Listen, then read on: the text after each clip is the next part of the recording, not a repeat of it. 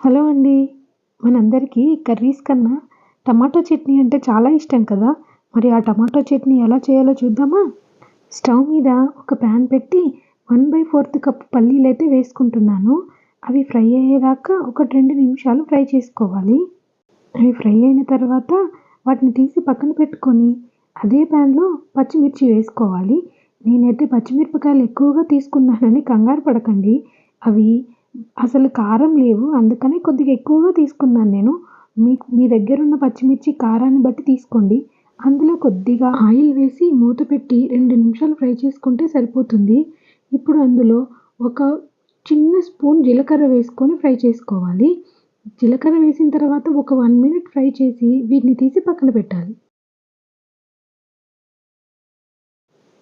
ఇప్పుడు మళ్ళీ ఇదే ప్యాన్‌లో టమాటాలని ఇలా కట్ చేసి వేసుకున్నారంటే పైన ఉన్న స్కిన్ తీయడానికి చాలా ఈజీగా ఉంటుంది.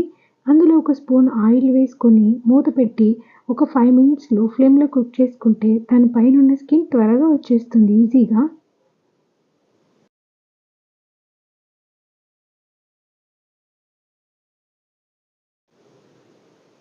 అందులో హాఫ్ నిమ్మకాయ సైజంత చింతపండు వేసుకొని ఇంకొక 2 మినిట్స్ కుక్ చేసుకుంటే టమాటాలన్నీ కుక్ అయిపోతాయి.